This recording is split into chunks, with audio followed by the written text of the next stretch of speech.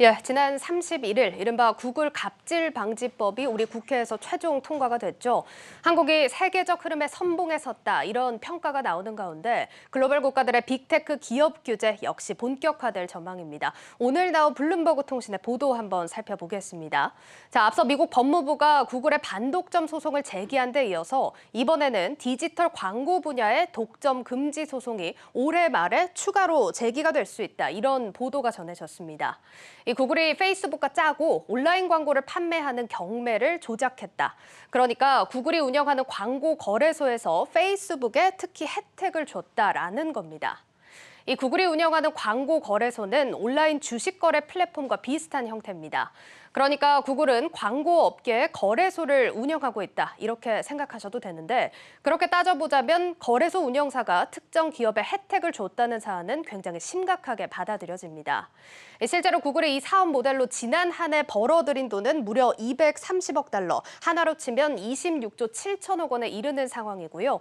구글과 페이스북이 현재 디지털 광고 시장의 65%를 점유하면서 과점 시장을 더 공고히 하는 수단이 되었다. 이런 혐의들이 제기되고 있습니다. 이렇게 빅테크 기업들의 반독점 규제가 속도를 낼 것으로 보이는 가운데 이 외신들이 가장 주목한 사안은 또 단연 한국에서 세계 최초로 구글 갑질 방지법을 통과시켰다는 소식이었습니다. 실제로 지난 법안이 통과된 직후 전 세계 반응이 정말 뜨거웠습니다. 먼저 포트나이트의 개발사죠. 이 팀 스위니 에픽게임즈의 CEO가 트위터에 포스팅을 했는데요. 함께 살펴보시면 Today, all developers around the world can be proud to say I am a Korean. 나는 한국인이다. 전 세계 개발자들이 오늘 자랑스럽게 이렇게 말을 할 수 있을 거다. 이렇게 기쁜 마음을 감추지 못했습니다. 이 에픽게임즈 역시 지금 구글과 애플을 상대로 소송을 진행하면서 반빅테크 연대를 이끌고 있는데요. 한국이 그 어떤 나라도 하지 못했던 일을 했다. 이러면서 높게 평가를 했습니다. 같은 날 미국 상원 의원도 글을 올렸는데요. 한국이 앱 시장 경쟁력 확보를 위해서 진전해 나가고 있다. 이렇게 포스팅을 했습니다. 그러니까 우리 미국도 여기에 뒤처져서는 안 된다라고 글을 올리는 모습이었는데요. 미국의 한국에 뒤처질 수는 없다라는 점이 포인트였습니다. 리처드 블루멘탈 민주당 의원, 미 상원에서 대표적으로도 오픈 앱 마켓 법안을 주도하고 있는데요. 다른 의원들이 올린 글을 봐도 한국은 이미 실행에 들어갔는데 미국은 뭘 하고 있냐. 법안 처리에 미국도 속도를 내야 한다는 의견들이 줄을 이루고 있었습니다. 자, 그리고 우리나라에서 또 많이 인용된 보도가 하나 있었는데요. 이 헤드라인을 보시면 미국이 한국의 선례를 따라서 애플과 구글을 규제할 수 있을 것인가 이런 헤드라인입니다.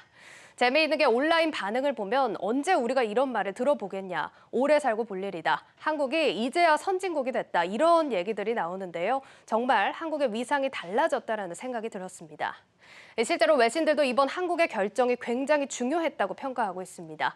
각 주요 외신 매체에서 일제히 보도를 내놨는데 월스트리트 저널에서는 이 지배력에 손상을 줄 수 있는 세계 첫 법률이다. 블룸버그에서도 수익원의 중대 변화를 일으킬 선례다. 파이낸셜 타임즈도 이 앱스토어 공고한 장벽에 균열을 만든 첫 사례였다라고 평가를 하는 모습이었습니다. 자, 그리고 AFP 통신에서는 이 미국은 오픈 앱마켓 법안, 또 유럽에서는 디지털 시장법 초안이 공개된 만큼 한국의 앞선 법률이 규제의 청사진이 될 것이다라는 전문가들의 분석을 덧붙이기도 했습니다. 그렇지만 현재 구글과 애플에서는 불편한 기색을 여실히 드러내고 있습니다.